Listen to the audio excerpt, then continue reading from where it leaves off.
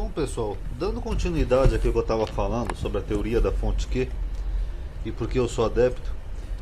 Para quem não sabe, eu já falei em outro vídeo, mas a fonte Q acredita que os evangelhos, os sinóticos pelo menos, Mateus, Marcos e Lucas, eles tenham tido uma fonte em comum, ou talvez até mais de uma, um pode ter emprestado do outro. Por exemplo, alguns acreditam que Marcos é o evangelho mais antigo e que Mateus tenha usado Marcos e mais uma outra fonte para compor o seu evangelho. Ou o contrário, Mateus pode ser o mais antigo e Marcos tem usado Mateus e outra fonte, uma fonte primitiva para compor o seu evangelho. Essa é a teoria da fonte Q. Aqui essa tabelinha aqui que eu peguei no Google aleatório é para mostrar para vocês um pouco a porcentagem, de quanto que cada um tem do outro. Por exemplo, aqui no evangelho de Marcos, ele tem 45% de uma tradição tripla, perdão, de Mateus, ele tem 45% em comum com Marcos e Lucas, 20% que é exclusivo só de Mateus, 10% que é de Mateus em comum com Marcos e 22% em comum com Lucas. Então você vê que todos eles têm uma porcentagem muito grande em comum uns com os outros. Sobretudo de Marcos, que tem 73% do evangelho de Mateus. Então, só de Marcos mesmo tem 3% apenas. Então seria bem provável, até pela lógica, que eles usaram uma fonte em comum. Agora, quais são as evidências internas que me levam a ser adepto dessa teoria, ou a concordar com essa teoria? Primeiro, eu vou citar alguns exemplos para vocês, porque eu não posso fazer um esboço muito grande, senão eu não consigo enviar. Então eu vou mostrar só uns 3 exemplos para vocês. Primeiro, um erro cronológico. Aqui em Mateus, quando Herodes sabe da fama de Jesus, a fama de Jesus se espalhou muito, segundo o Novo Testamento. E aí Herodes indaga, será que é João Batista, que ressuscitou dentre os mortos? Tanto que ele fala aqui depois, mas aqui no outro versículo. Este, no caso se referindo a Jesus, é João. É o João que eu mandei degolar. Ele ressuscitou dentre os mortos. E na continuidade do texto, o autor ele segue dizendo como que João Batista morreu. É um erro isso daqui? Não, não é um erro, mas você vê que tem uma cronologia inversa isso daqui. Porque uma pessoa normalmente, pelo menos a maioria, primeiro narraria como que João Batista morreu, e depois que o João Batista, da forma como ele foi morto por Herodes e tal, aí que a pessoa ia dizer que Herodes pensou que Jesus fosse João Batista que ressuscitou. Mas aqui ele faz o inverso. Primeiro ele fala que Herodes pensou que Jesus era João Batista que tinha ressuscitado dos mortos. Ele até menciona que eu mandei degolar. E aí depois ele narra como que João Batista morreu. É um erro? Não. Isso aqui é só o estilo literário do autor do evangelho. É até normal. Às vezes você pode começar uma história pelo final, inverter a ordem. Isso aí não afeta em nada o sentido do texto. Agora, qual que é o problema? O problema é que mais de um evangelista seguir a mesma ordem cronológica. No caso aqui, Mateus e Marcos. Você pode ver, eu não sei qual dos dois seria o mais antigo, mas o mais provável é que seja Marcos, dentro dessa teoria, claro. Então você vê que Marcos faz isso daqui. Primeiro ele fala que Herodes compara Jesus com João Batista, e só depois aqui embaixo é que ele narra como que João Batista morreu. E Mateus segue o mesmo padrão. Primeiro ele fala que Herodes pensou que Jesus fosse João Batista, que ressuscitou dos mortos, e depois ele narra como que João Batista morreu. Então é muito, como é que eu vou dizer, improvável que duas pessoas distintas, que não tenham usado a mesma fonte, só por tradição oral, tenham feito esse mesmo estilo de narrativa.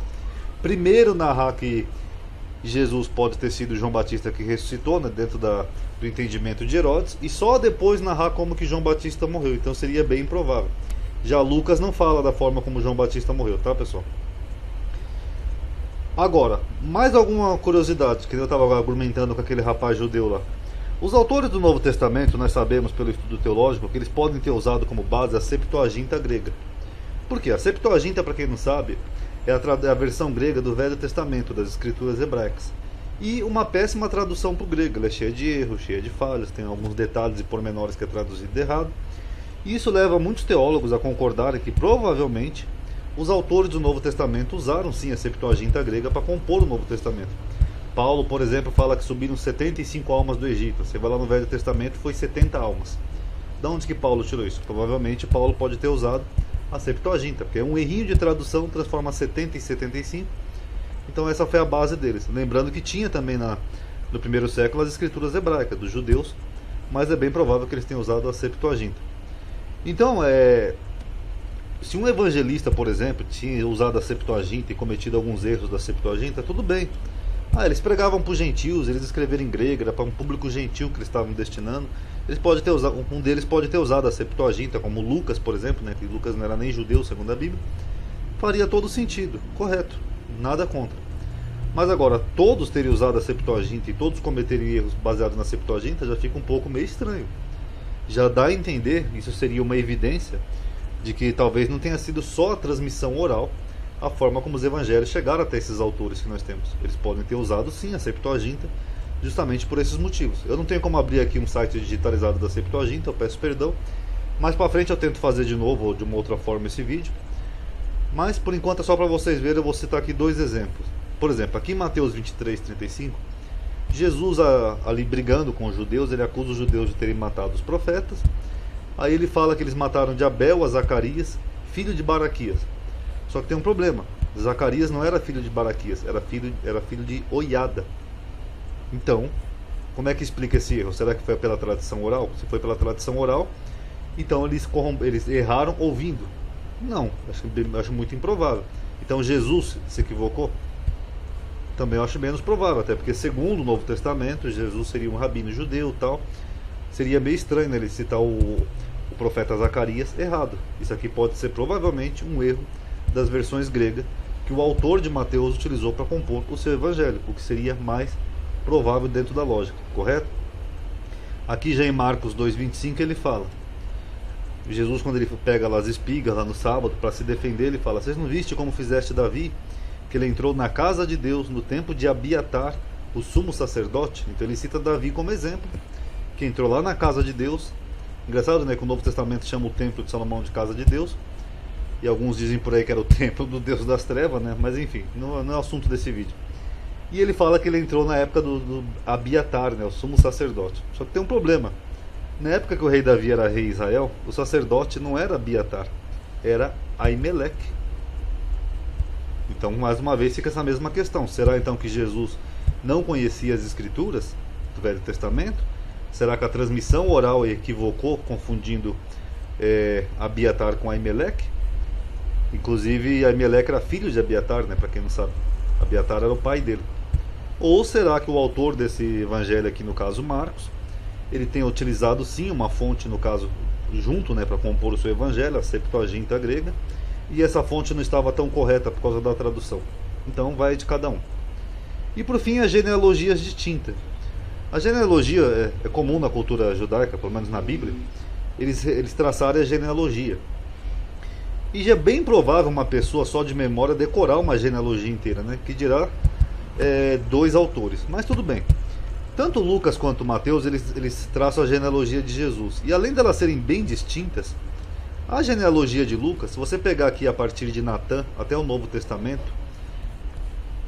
comparando aqui com a de Mateus a partir de Roboão até o Novo Testamento, até José, você vê uma diferença enorme. Primeiro que Lucas já cita o irmão, né, de Roboão, Natã, e o Messias não ia vir de Natã. Aqui já é um erro de Lucas. Segundo, se a gente for somar aqui as gerações, vamos supor que aqui seja outra genealogia, ou aquele argumento que as pessoas falam que é a genealogia de Maria, não sei o que, tudo bem, vamos considerar então isso, só para vocês verem o ponto que eu quero chegar. Olha o tanto de nomes a mais que ele coloca, o tanto de gerações a mais que daria de Davi até José. Sendo que aqui de Mateus até José daria no máximo umas 16 gerações. Eu digo 16 porque aqui em Mateus ele omite 2 nomes, tá? Se você comparar ali em Crônicas. Fora que vai saber se ele não omitiu mais algum nome que não está registrado. Então, daria umas 16 gerações. Já que de Lucas dá mais de 20. Acho que umas 27 ou 30, se eu não estou enganado aqui, de Davi até José. Então vocês notaram a diferença? Então da onde que Lucas tirou isso? Será que toda essa genealogia exagerada, cheia de nomes, com nomes até repetidos que Lucas utiliza, será que foi tudo da transmissão oral?